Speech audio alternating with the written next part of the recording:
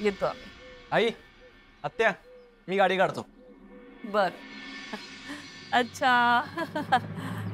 बहिणी नको सर ना.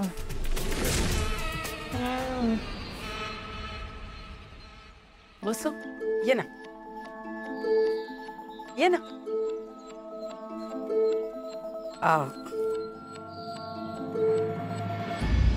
घे ग.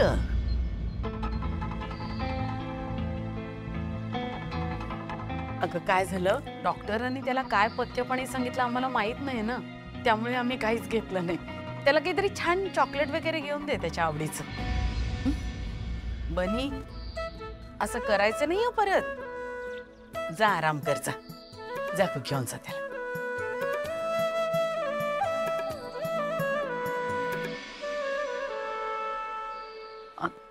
तुम्ही जरा या ना, मला बोलायचं. कसं आहे, मघाशी आपण जे बोललो ना ते आकाशपर्यंत नेऊ नका प्लीज. म्हणजे मागे मी अट ठेवली होती की वसूने आमच्याकडे बनीला घेऊन येऊ नये. ते नेमकं आकाशला कळलं आणि आमचा आकाश सर्वांना आपलंसं करणार आहे. सरळ नकार देऊन मोकळा झाला लग्नाला. नाकी 9 आले त्याला परत तयार करताना. त्यामुळे ही गोष्ट आपल्या तिघातच राहिलेली बरी.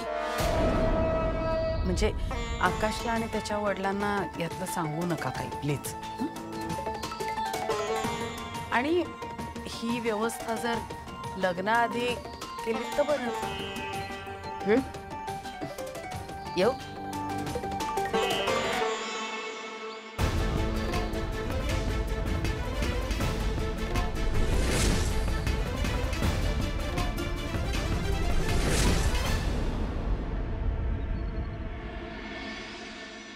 बनी किती जड बॅग, एवढं काय घेऊन गेला होतास?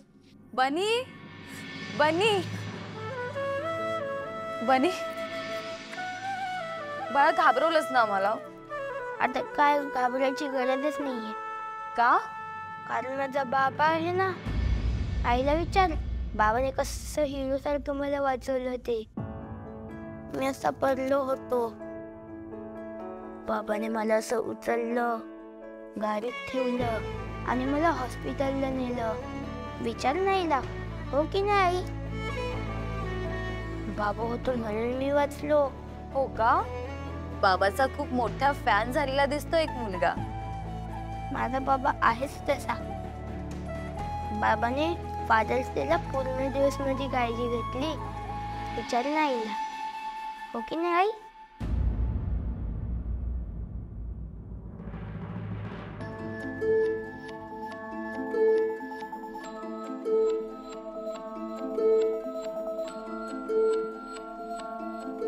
बघितलंस वसू, काका काकूंची चॉईस एकदम करेक्ट आहे. पिंकी, त्यांचं आणि माझं जमेल की नाही मला नाही माहित. एकमेकांचे नवरा बायको तर सोड, आम्ही मित्रही होऊ शकू की नाही तेही मला नाही माहित. पण मी एक गोष्ट खात्रीने सांगते, ते बनीला खूप चांगलं सांभाळतील ग. त्याच्या आयुष्यातली असलेली बाबाची कमतरता ते नक्कीच भरून काढतील. जणू ती जागा इतके दिवस त्यांच्यासाठीच रिकामी होती. I am so happy for you. काय मग बनी, बाबाला भेटून खुश ना? बाबालाच भेटायला गेला होतास ना? हो, आणि बाबाने मला सांगितलंय की आता जेव्हा केव्हा तुला मला भेटायचं असेल तेव्हा मला कॉल कर. आणि आई, तुम्हाला बाबाला कॉल करण्यापासून थांबायचं नाही हा.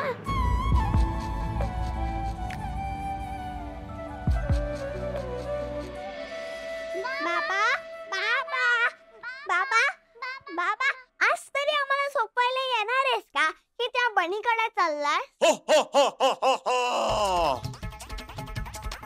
मी आलो.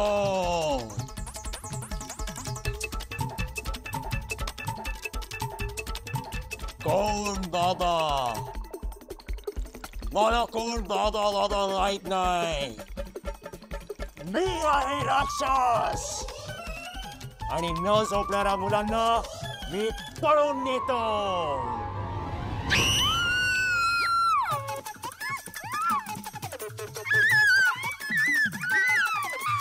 झोपा झोपा लवकर झोपा.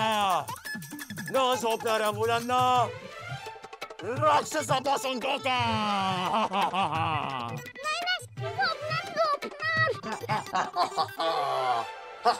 राक्षस अरे बघू हा राक्षस कुठे पळून गेला आणि राक्षसाची बाबा कुठून आला? आमच्या बाबांनी राक्षसाला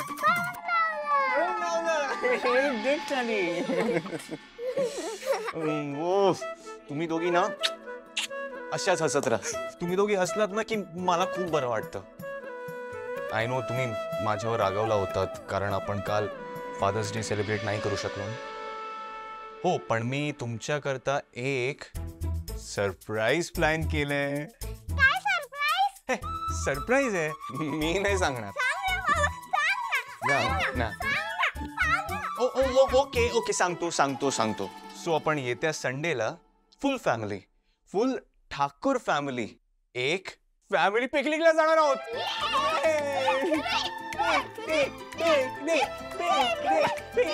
काय मस्ती चालली आहे नाही पण तुम्ही शाण्या मुलीसारख्या वागलात ना तरच पिकनिकला घेऊन जाणार. हा ओके चला चला झोपा आता. झोपा झोपा झोपा.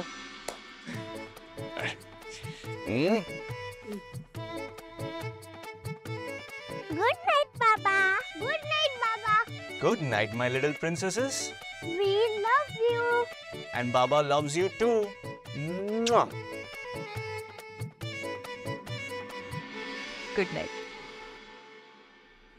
भाऊजी हा? तुमच्याशी बोलायचं होतं.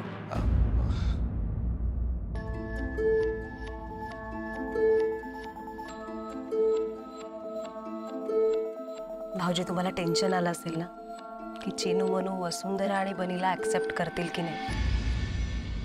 अहो चिनू मनूने जर वसुंधरा आणि बनीसोबत वेळच घालवला नाही तर त्या ऍक्सेप्ट कशा करणार आहेत. नवीन माणसांची भीती वाटणारच ना त्यांना. लहान आहेत त्या जेव्हा वसुंधरा आणि बनीसोबत वेळ घालवतील तेव्हाच त्यांना वसुंधराचं प्रेम आणि माया कळेल.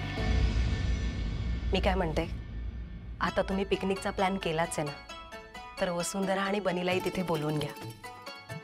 म्हणजे कसं पिकनिकच्या निमित्ताने मुलींना कळेल वसुंधरा कशी येते.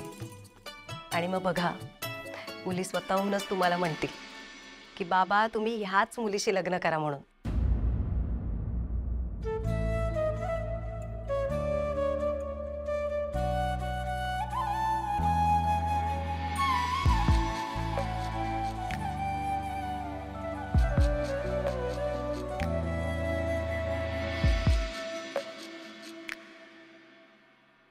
नमस्कार वकील साहेब. नमस्कार सुधीर भाऊ. आज जोडप्यानी काही विशेष? कसं ना साहेब, आम्ही आमच्या सुनेचं लग्न करून द्यायचं ठरवतोय तेव्हा गिफ्ट म्हणून आमचं राहतं घर आम्हाला तिच्या नावावर करून द्यायचं आहे. तर हे आमच्या प्रॉपर्टीचे पेपर्स आहेत ते एकदा बघून घ्या. मला कल्पना आहे गेल्या 9 वर्षामध्ये तुमच्या सुनेनी तुम्हाला स्वतःच्या आईवडिलांसारखं सांभाळलं आहे. मी प्रत्येकाला ॲडवाईस करतो असं असताना आपलं राहतं घर मुलाच्या नावाने करू नका कारण तुम्ही गेल्यानंतर हे सगळं त्यांनाच मिळणार आहे. नाही, आम्ही गेल्यावर ते तिला मिळणार नाही कारण एकदा का लग्न झालं तर आम्ही तिला कितीही मुलगी मानलं तरी लिगली ते काही शक्य होणार नाही. आमचा काहीही संबंध राहणार नाही आहे. पण तुमचा नातू काय बरं नाव त्याचं बनी, तो तर कायम तोचाच नातू राहील ना. मग घाई का करता तुम्ही? कोणाच्या दबावाखाली करता का? हे लग्न होण्याआधी तुम्ही वसुंधरेच्या आणि बनीच्या म्हणजे तुमच्या नातवाच्या नावाने एखादी प्रॉपर्टीच का नाही करून टाकत? एकदा ती प्रॉपर्टी भाड्याने लावली की मग त्याचा खर्च निघत राहील. कसं आहे, बनीची संपूर्ण जबाबदारी ही आकाशवर नकोय. नाही नाही, कुणाच्या दबावाखाली नाही करत होत आम्ही हे. खरंच नाही. आता आमचं भविष्य बनी आणि वसुंधराचा आहे आणि त्यांच्या आनंदातच आमचा आनंद आहे. आणि आम्हाला असं कळलं की मुलाच्या परवानगीशिवाय आम्ही हे करू शकत नाही, म्हणूनच तुम्हाला पेपर्स दाखवायला आलोय. खरंच शार्दूलची परवानगी लागेल का? ही प्रॉपर्टी वडिलोपार्जित आहे ना? हो. मग तुम्ही असं नाही करू शकत. जर हे तुम्हाला सुनेच्या नावावरती करायचं असेल तर तुम्हाला मुलाच्या नावाची NOC लागणार. आता कुठे असतो मुलगा? म्हणजे काहीच माहीत नाही. आमचा त्याच्याशी कॉन्टॅक्टच नाही आहे. मग कॉन्टॅक्ट करा आणि त्याला सगळं सांगा. जर त्याची काही हरकत नसेल तर ही प्रॉपर्टी आपण ताबडतोब वसुंधराच्या नावावरती करून टाकू. म्हणजे दुसरा काही पर्याय नाही आहे का? म्हणजे त्याच्या परवानगीशिवाय हे शक्य होणार नाही आहे का? सॉरी, लिगली काहीच करता येणार नाही कारण की ही प्रॉपर्टी वडिलोपार्जित आहे. या घरावरती त्याचा तितकाच हक्क आहे जितका तुमच्या सुनेचा, त्याच्या नातवाचा आणि तुमचा आहे. नाही, जरी ही वडिलोपार्जित प्रॉपर्टी असली तरी ती मी वाढवली आहे, मी जोपासली आहे ती. मी पहिले आई वडील बघतोय की स्वतःच्या मुलाला डाव लावून सुनेला सगळं देऊन मोकळं व्हायचं म्हणतात.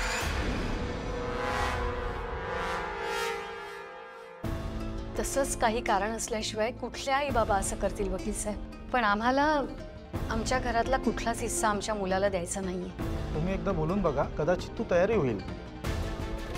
बऱ्याचदा गोष्टी सोप्या असतात पण आपणच त्याला कठीण करतो. विचारून बघा त्याला. 9 वर्षात जर त्यांनी प्रॉपर्टीमध्ये इंटरेस्ट दाखवलेला नाही आहे तर नसेल त्याला इंटरेस्ट प्रॉपर्टी. बघा तर बोलू.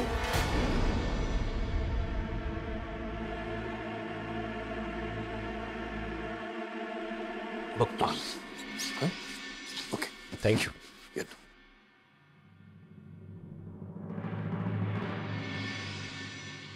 ते सगळं ठीक आहे, पण मी काय म्हणतोय, पिकनिकला जायचं कुठे?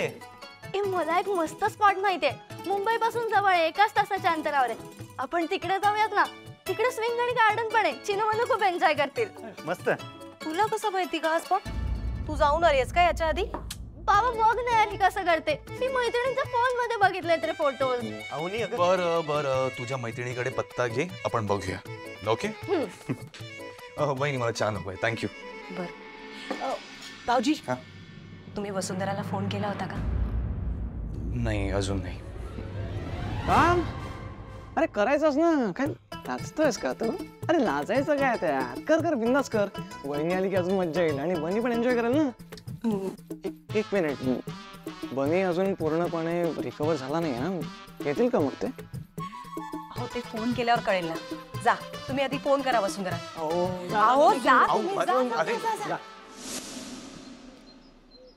अहो, मी काय म्हणते, काही पर्यायच नसेल तर करायचं का शार्दूलला फोन? तुम्हाला काय वाटतं, तो आपण सगळं वसूच्या नावावर करायला देईल का परवानगी? सुशीला, जेव्हा आपल्याला कळलं की आपला मुलगा वसूला त्रास देतोय, आपल्या नजरेआड तिला मारतोय, तेव्हा आपण त्याला घराबाहेर जायला सांगितलं.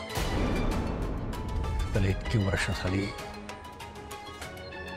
त्याला आपण कॉन्टॅक्ट केलं, त्यानं आपल्याला कॉन्टॅक्ट केला. या 9 वर्षात अनेक वेळेला मला मोह झाला त्याच्याशी बोलायचं, पण जो आपल्या वसूशी इतका वाईट वागला त्याच्याशी आपण कॉन्टॅक्ट करतोय हे तिला कळलं तर तिला काय वाटेल या भीतीने कधी कॉन्टॅक्ट केलाच नाही. आई आहे मी त्याची, तरी माझ्यापासून तोडलं त्याला मी. आता या निमित्ताने तरी त्याची ख्याली खुशाली कळेल ना.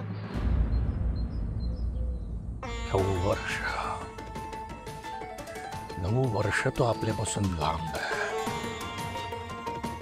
सुशीला, तुला वाटतं का ग तो काही बदलला असेल म्हणून?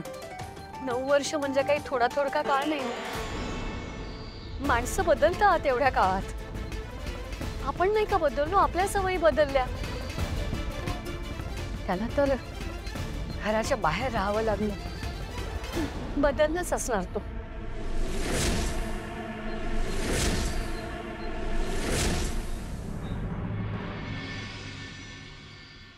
वसुताई, तुम्ही बनी शेटला सांगून ठेवा, ते सारखे सारखे आईस्क्रीम मागतात खायला. आईस्क्रीम खातील आणि मग त्यांना होईल सर्दी. त्यालाही दे आणि आपल्याला एक एक वाटी घे. अय्या, जावयांचा फोन आलाय. जावयांचा फोन. घे. जावयांचा फोन आलाय. तू पण आत्तापासूनच जावई म्हणायला लागलीस त्यांना.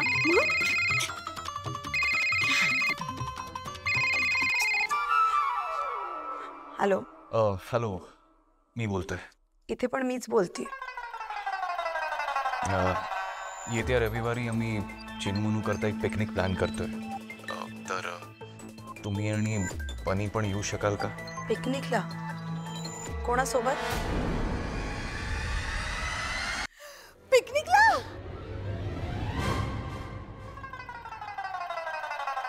हो, म्हणजे आमची अख्खी फॅमिली, म्हणजे आपली फॅमिली जाणार आहे.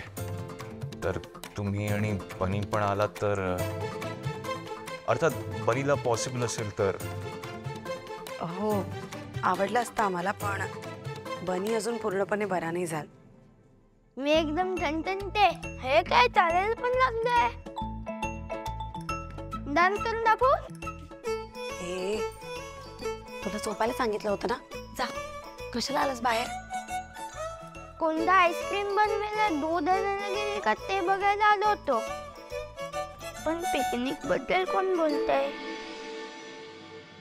माझा बाबा आहे का फोनवर? माझा बाबा आहे का? हॅलो. हा बाबा. हा बनी, बोल ना. तू चिनूमानूला घेऊन भेटायला येणार होतास ना, काय झालं? हो, आय एम रिअली सॉरी. मी येणार होतो, पण म्हणूनच तर ही पिकनिक प्लॅन करतोय मी. तुझ्या आईला फोन दे ना, मी तिला विचारतो. आईला विचारायची काहीच गरज नाहीये. मला कळतंय ना, मी एकदम बरं आहे. आम्ही येणार पिकनिकला. तू काही काळजी करू नकोस, मी आईला तयार करतो. आई तू थांब ग जरा. बाबा आणि मुलगा जेव्हा बोलत असतात ना, तेव्हा मध्ये नाही बोलायचं. बाबा, फक्त तुम्ही सांगा कधी आणि कुठे यायचं ते. मी एका पायावर तयार आहे. बरं. तो ऍड्रेस मागून घे मैत्रिणीकडून. पाठवते मी. दादा, काय म्हणाले ते? येत आहेत? त्यांनी होकार दिलाय. भाऊजी, आता तुम्ही बघाच. पिकनिक वरून आल्यानंतर तुमची खात्री पटेल की हे लग्न तुमच्यासाठी आणि मुलींसाठी किती महत्वाचं आहे ते. वसुंधराच मुलींचं मन वळवेल आता. म्हणूनच मला वाटतं आपण त्याला कॉन्टॅक्ट केला पाहिजे. कदाचित आपणच तो सगळं वसूच्या नावावर करून देईल. का? तो असं का करेल? त्याला जाणीव झाली असेल ना की तो जे वसूशी वागला त्यांनी वसूचं आयुष्य बर्बाद झालं. तिलाही हक्क आहे स्थिर आयुष्य जगण्याचा, आनंदी राहण्याचा, नवऱ्याबरोबर सुखाने संसार करण्याचा. लग्नाला फक्त 1.5 वर्ष झालं होतं त्यांच्या, जेव्हा आपण त्याला घराच्या बाहेर काढलं. तिच्याशी तो जे वागला त्याचा कदाचित त्याला पश्चात्ताप होत असेल. सुशला, तू फक्त वसुंधराचा विचार करतेस. तुला असं वाटतंय की त्याला वाटेल म्हणून तो हे सगळं करेल, पण तू बनीला विसरतेस. बनीसाठीच करतो ना आपण हे सगळं. सुशला, जेव्हा आपल्याला कळलं की आपला मुलगा वसूला मारतोय, तर आपण त्याला घरातून बाहेर काढलं. आणि त्यावेळी वसू 2 महिन्याची प्रेग्नंट होती. तेव्हा ती हे कुणाला सांगू शकले नाही.